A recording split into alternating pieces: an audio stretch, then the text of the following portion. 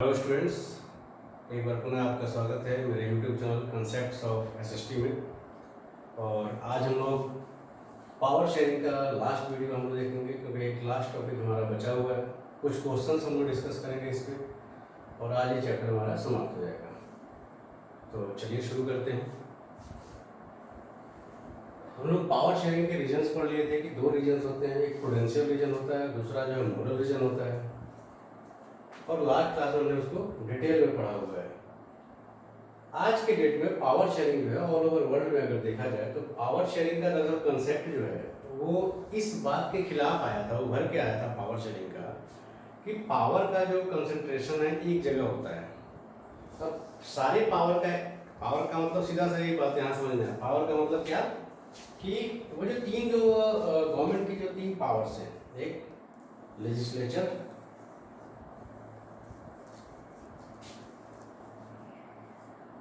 Executive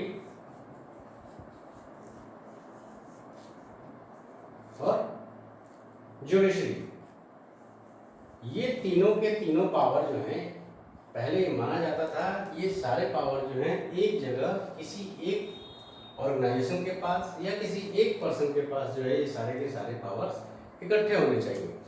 reason ये बताया गया कि अगर ये पावर अलग अलग संस्थाओं के पास रहेंगे या फिर अलग अलग व्यक्तियों के पास रहेंगे तो डिसीजन लेने में खामखा की देरी होगी। लेकिन हम लोग इसका नेगेटिव एस्पेक्ट ये देखें कि इस तरह की अगर व्यवस्था होगी, जैसे मोनार्की सिस्टम में हम लोग देखते हैं कि किंग ही जो है सारी शक्तियों का स्रोत होता है, वैसी व्यवस्था में ये ज़्यादा संभव होता है कि किंग जो है वो डिक्टेटर बन जाए, वो तानाशाह बन जाए, उस पर कोई अंकुश नहीं रहेगा और वो एब्सोल्यूट पावर का यूज करेगा। जब गवर्नमेंट के रूप में हमने डेमोक्रेसी को अपनाया तो हमने ये मान लिया कि डेमोक्रेसी में जो फाइनली जो जनता होती है वही सभी शक्तियों की स्रोत होती है। अल्टीमेट पावर जो है डेमोक्रेसी में वो पब्लिक के पास होता है। और उसी में ये बात माना गया, वो कहा गया कि पावर का जो है कंसंट्रेशन नहीं होना चाहिए, बल्कि पावर को जो है अलग अलग संस्थाओं में बांट देना चाहिए। तो क्लियर है? फिलहाल जो वर्ल्ड में अगर देखे जाए, अगर पूरे जितने भी डेमोक्रेटिक कंट्रीज हैं, तो कई रूपों में पावर शेयरिंग हम लोगों को दिखाई देता है, जो मुख्य रूप से जो है चार उसके फॉर्म है। और वो कौन कौन से हैं यही हम लोगों को लास्ट टॉपिक में करना है। पहला जो पावर शेयरिंग का फॉर्म है उसको हम लोग कहते हैं horizontal power sharing. Horizontal power sharing, power sharing ये क्या है कि इसमें जो है जो पावर है, गवर्नमेंट की पावर है, वो गवर्नमेंट के डिफरेंट ऑर्गन्स के बीच में बटी होती है। फॉर एग्जाम्पल हम लोग जानते हैं कि गवर्नमेंट के तीन ऑर्गन्स होते हैं। एक हो गया लेजिस्लेचर,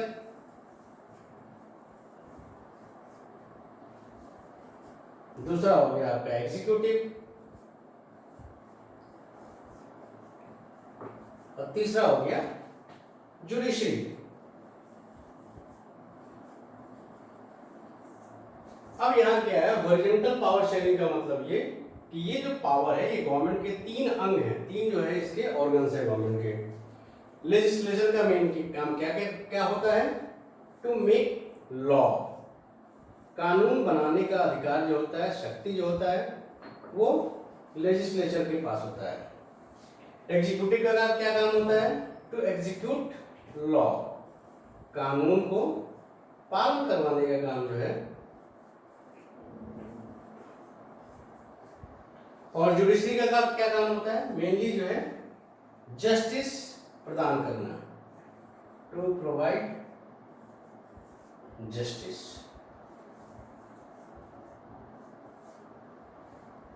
तीनों गवर्नमेंट के तीनों ऑर्गन्स हैं, तीनों के अलग अलग फंक्शंस हैं, तीनों एक दूसरे से एक ही लेवल पे हैं। ये कोई किसी के अंडर में नहीं है, लेजिस्लेचर जो एग्जीक्यूटिव के अंदर नहीं है, ना ही एग्जीक्यूटिव लेजिस्लेचर के अंदर है। उसी तरह जुडिशरी भी बिल्कुल स्वतंत्र है। तीनों ऑर्गन्स एक ही लेवल पे रहते हुए स्वतंत्र रूप से काम करते हैं, कोई किसी के अंडर में नहीं रहता है। लेकिन साथ ही साथ तीनों जो है एक दूसरे के पावर को चेक भी करते हैं। कैसे चेक करते हैं? एक दूसरे को संतुलित करते हैं। कोई भी यहाँ पे निरंकुश नहीं हो सकता है, कोई जो है सुपर पावर नहीं बन सकता, ना ही लेजिस्लेचर बन सकता है, ना एग्जीक्यूटिव बन सकता है, ना ही जो है जुडिशरी बन सकता है। कैसे नहीं बन सकता है? हम लोग जानते हैं कि लेजिस्लेचर का क्या काम है? टू मेक लॉ, कानून बनाना। अपने यहाँ पार्लियामेंट है, लेजिस्लेचर वही है ना, पार्लियामेंट। पार्लियामेंट कानून बनाती है।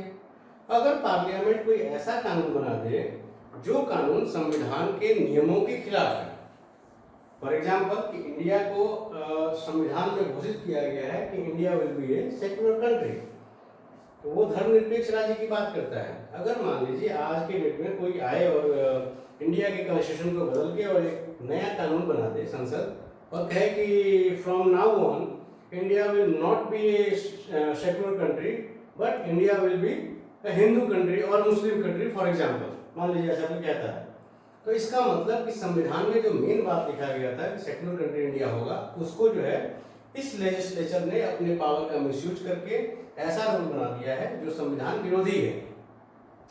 अगर ऐसा कोई कानून पार्लियामेंट बनाता है तो जुडिशरी जो है अर्थात सुप्रीम कोर्ट जो है उसके पास ये अथॉरिटी है कि ऐसे किसी भी रूल्स को वॉइड घोषित कर दे, जीरो घोषित कर दे। मतलब ऐसा कोई रूल जो है वो पास हो ही नहीं पाएगा, क्योंकि अगर ये पास करता है तो जुडिशरी का काम है ये देखना, कोई भी कंप्लेन करेगा उसके खिलाफ, फिर जुडिशरी देखेगा कि अच्छा ये काम जो है नियम विरुद्ध किया गया, इसलिए ऐसे कानून जीरो हो जाएंगे।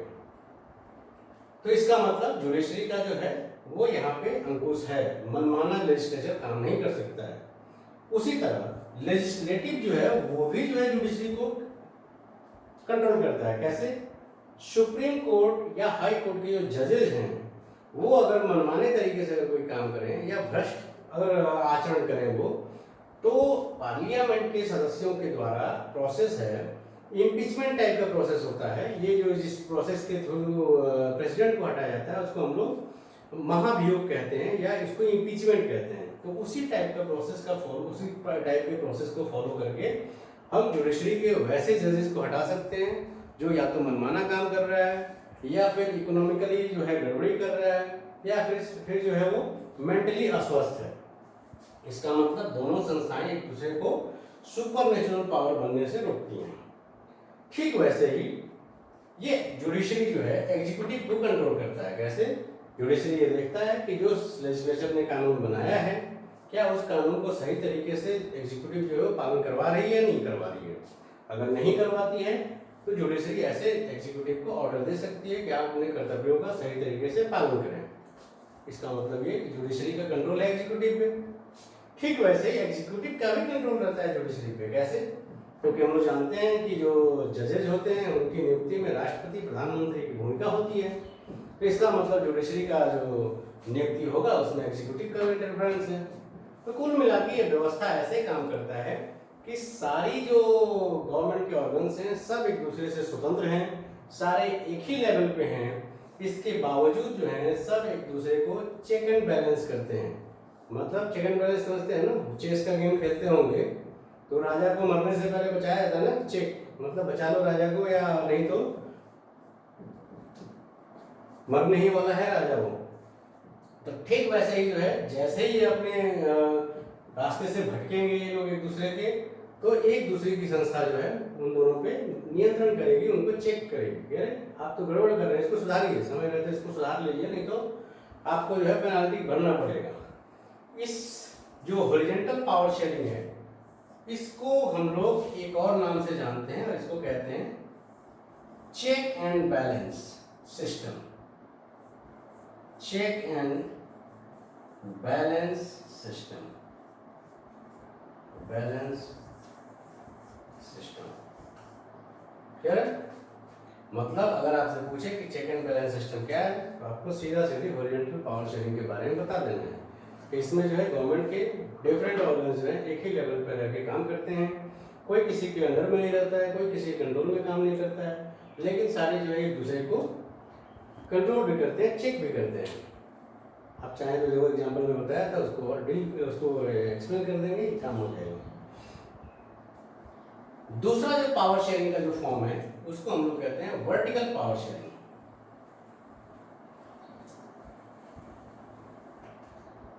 दूसरा जो पावर शेयरिंग का फॉर्म है वो है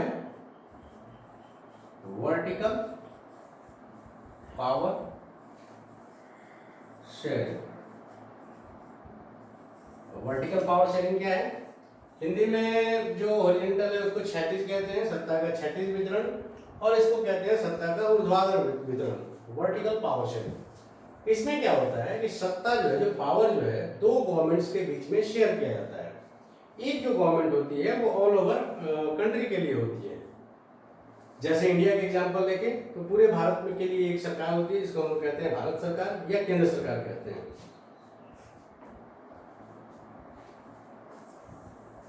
ये ऑल ओवर इंडिया से जो रिलेटेड जो मैटर होते हैं, जो महत्वपूर्ण विषय होते हैं, जैसे रेलवेज हो गया, जैसे बैंकिंग हो गया, उनका कार्य ये देखती है। जैसे पोस्टल सिस्टम है उसका काम देखती है, आर्मी का काम देखती है। ये सब काम जो है ये वर्टिकल पावर शेयरिंग को ये बनाती है। दूसरा जो लेवल होता है गवर्नमेंट का, वो एक तो हो गया ये टॉप मोस्ट लेवल पे, ये सेंट्रल लेवल पे है, इसको हम लोग सेंट्रल गवर्नमेंट के नाम से जानते हैं, जो मुख्यतः जो क्या करती है पूरे देश के लिए कानून बनाती है। साथ ही साथ जो है वो महत्वपूर्ण विषय जो होते हैं उन पे कानून बनाती है। इसके अलावा दूसरे लेवल का जो गवर्नमेंट होता है उसको अलग अलग देशों में अलग अलग नामों से जानते हैं। इंडिया में इसको स्टेट गवर्नमेंट कहते हैं, इसको रीजनल गवर्नमेंट भी कह सकते हैं, स्टेट गवर्नमेंट कह सकते हैं, कहीं पे इसको प्रोविंशियल गवर्नमेंट भी कहते हैं, प्रांतीय सरकार, प्रोविंशियल गवर्नमेंट, ये राज्य सरकार हो गया, प्रोविंशियल गवर्नमेंट, या कहीं पे रीजनल गवर्नमेंट भी कहते हैं, क्षेत्रीय सरकार भी कहते हैं, रीजनल गवर्नमेंट। और ये क्या हो गया? ये हो गया सेंट्रल गवर्नमेंट, या इसी को हम लोग कहते हैं फेडरल गवर्नमेंट भी कहते हैं, संघीय सरकार, फेडरल गवर्नमेंट, या इसी को हम लोग कहते हैं यूनियन गवर्नमेंट। कई नामों से जाना जाता है और इसको याद भी रखना है, यूनियन गवर्नमेंट मतलब संघीय सरकार। इंडिया में जो सेंट्रल लेवल की गवर्नमेंट है, या तो उसको केंद्र सरकार कहते हैं, सेंट्रल गवर्नमेंट, या फिर उसको यूनियन गवर्नमेंट कहते हैं, संघीय सरकार कहते हैं। जबकि राज्य स्तर की जो सरकारें हैं उसको स्टेट गवर्नमेंट कहते हैं। वर्टिकल पावर शेयरिंग में पावर जो है इन दो सरकारों के बीच में बटी होती है, लेकिन यह ऐसा समझना है कि दोनों में से कोई किसी के अंडर में नहीं है। ऐसा नहीं है कि ये जो सरकार है ये इसके अंडर में काम नहीं करती है। दोनों सरकारों को जो पावर्स मिले हुए होते हैं वो रिटेन कॉन्स्टिट्यूशन के आधार पर मिले होते हैं। कॉन्स्टिट्यूशन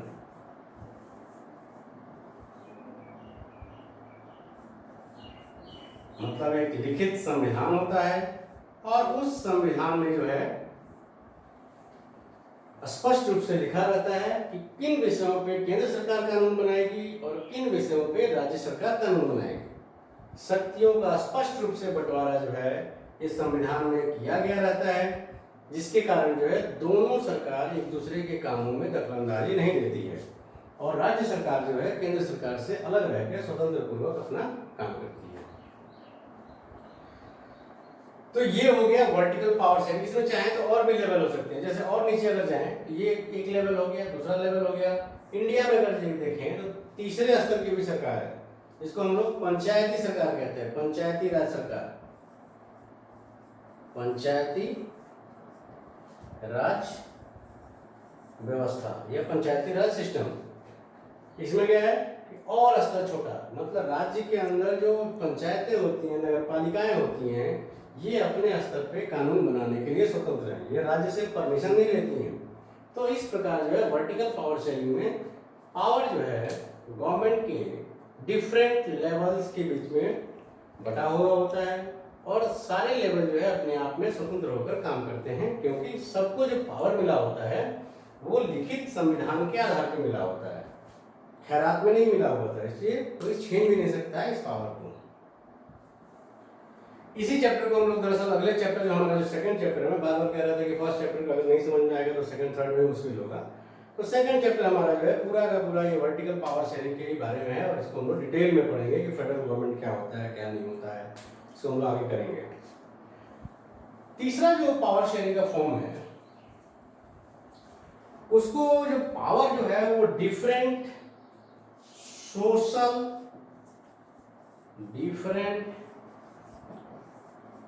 सोशल एंड लिंग्विस्टिक, समाज के अलग अलग वर्गों और भाषा के बीच में लोगों का सत्ता का बंटवारा होता है। एंड लिंग्विस्टिक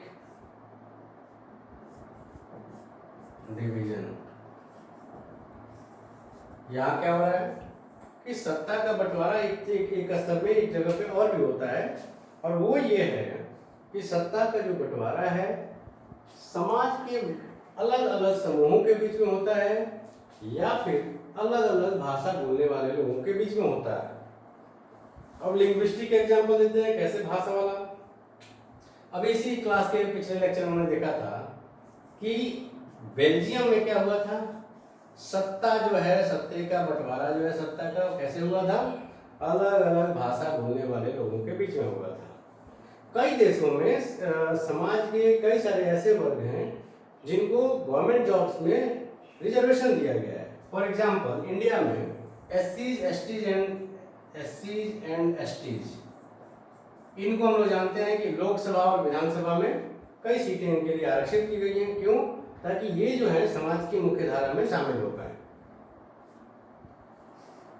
ठीक वैसे ही कई देशों में जो है महिलाओं के लिए भी जो है खास बिल लाया गया है, खास कानून लाया गया है और उनको भी रिजर्वेशन दिया गया है।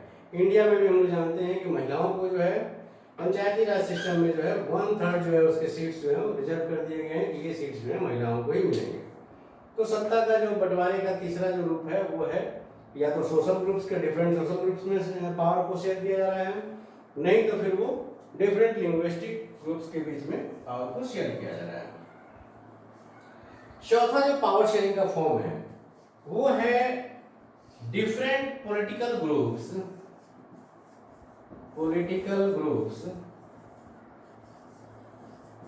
और different political groups pressure groups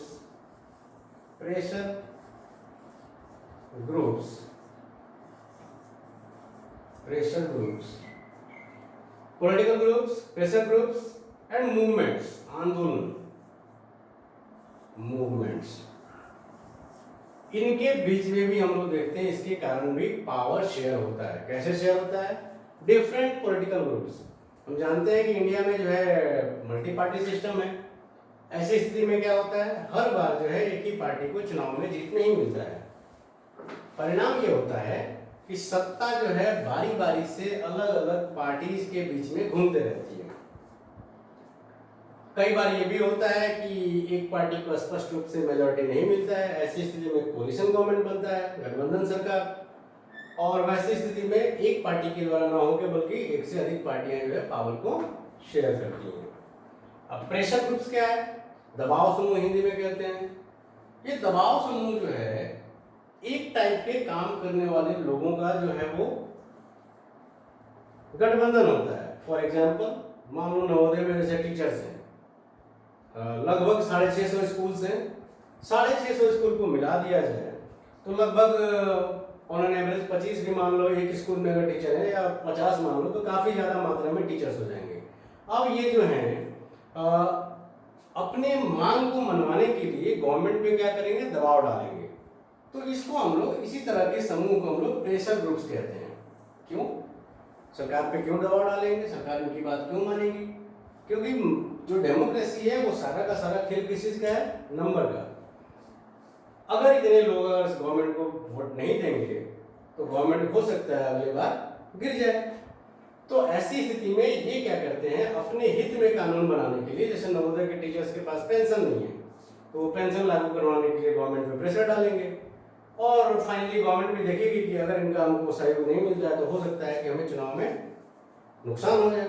ऐसी स्थिति में वो इन प्रेशर ग्रुप्स के आगे झुकने के लिए बाध्य होती है। इसी तरह अगर एग्जांपल लो लेबर लोगों का, इंडस्ट्रियलिस्ट का, ये सारे लोग जो है जब गवर्नमेंट की पॉलिसीज बनती है तो ये लोग गवर्नमेंट पे प्रेशर बनाते हैं कि हमारे अनुकूल या हमारी बातों को भी माना जाए और हमारे अनुकूल जो है वो कानून बनाया जाए। तो इससे होता यह है कि गवर्नमेंट बाध्य होती है और गवर्नमेंट जो है मनमाना तरीके से कानून नहीं बनाती है। ऐसे कहें कि सत्ता का जो है खुल के इस्तेमाल नहीं करती है, बल्कि उस पावर को जो है शेयर करना पड़ता है डिफरेंट प्रेशर ग्रुप्स के साथ। ठीक उसी तरह मूवमेंट्स, अलग अलग आंदोलनों के द्वारा भी जनता पे दबाव पड़ता है। आपको याद होगा कुछ ही साल पहले अभी अन्ना आंदोलन हुआ था। अन्ना आंदोलन हाल के इतिहास में अगर कहें 1976 के बाद अगर देखा जाए तो जेपी आंदोलन था, जयप्रकाश नारायण के आंदोलन के बाद एक बड़े आंदोलन के रूप में अन्ना आंदोलन को मान्यता मिला था और उसके कारण जो है काफ़ी उठापटक हुआ था। कई सारे पॉलिटिकल पार्टीज भी इस मूवमेंट की देन है। तो इन मूवमेंट्स के कारण भी जो है जब आंदोलन किया जाता है तो जनता जो है वो सरकार पे दबाव डालती है और उसके कारण भी सरकार को बाध्य होकर अपनी कुछ शक्तियों के साथ कंप्रोमाइज करना पड़ता है और जनता के हित में कानून बनाना पड़ता है। तो इन तीनों कारणों से भी जो है पावर शेयरिंग हम लोगों को देखने को मिलता है। तो ये पावर शेयरिंग के 4 डिफरेंट फॉर्म्स थे जो मॉडर्न डेमोक्रेसी में हम लोगों को देखने को मिलते हैं। यहाँ पे जो है आपका चैप्टर समाप्त हो जाता है। कुछ क्वेश्चन इस चैप्टर से रिलेटेड हैं, उसको आप लोग लिख लीजिए और इसको बनाने का प्रयास करना है। एक काम और करूंगा मैं कि जब इसका वीडियो मैं अपलोड करूंगा तो इसके डिस्क्रिप्शन में जाके इसके बाकी जो लिंक हैं पार्ट 1, पार्ट 2, पार्ट 3 के वो डिस्क्रिप्शन में मौजूद रहेंगे। तो वैसे बच्चे जो जिनका क्लास छूट गया है या वीडियोज नहीं देख पाए हैं वो आसानी से डिस्क्रिप्शन में जाके इसको आप देख सकते हैं, वहाँ से आपका पूरा टॉपिक कवर हो जाएगा। इसके बावजूद अगर कहीं डाउट रहता है तो फिर मैंने आपको टाइम दिया ही हुआ है 8 से 9, उस बीच में आप कभी भी फोन करके आप डाउट क्लियर कर सकते हैं। क्वेश्चन लिखिए आप। पहला question, highlight any 3 measures, highlight any 3 measures adopted by the Belgian government,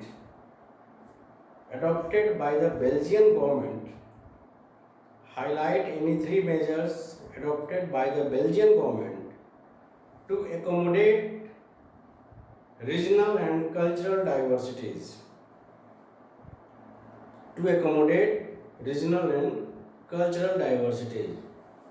Hindi में लिखिए। बेल्जियम की सरकार के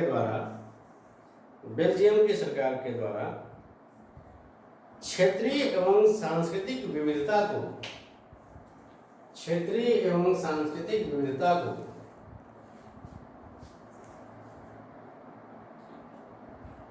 समाहित करने के लिए अपनाए गए किन्हीं 3 कदमों का वर्णन करें। नेक्स्ट क्वेश्चन लिखिए।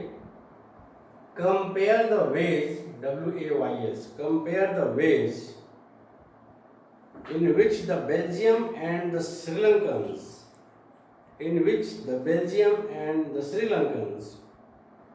have dealt with cultural diversities. Compare the ways in which the Belgium and the Sri Lankans have dealt with cultural diversities. Hindi में लिखिए, सांस्कृतिक विविधता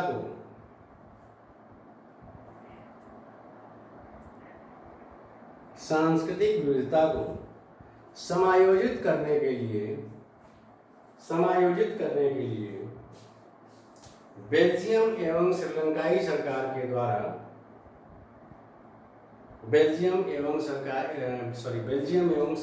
सरकार के द्वारा अपनाए गए तरीकों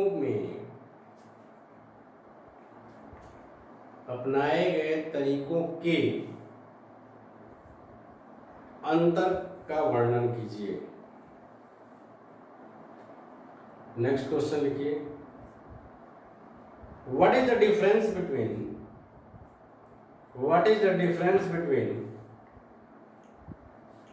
prudential and moral reasons for power sharing? What is the difference between prudential and moral reasons for power sharing? सत्ता के साझेदारी के युक्तियुक्त एवं नैतिक कारणों में क्या अंतर है? इसके अलावा एनसीईआरटी के भी कुछ क्वेश्चंस हैं जो इंपॉर्टेंट है, उसको लिख लीजिए। जो चैप्टर के लास्ट में दिए हैं उसके लिख लीजिए। Question number 1,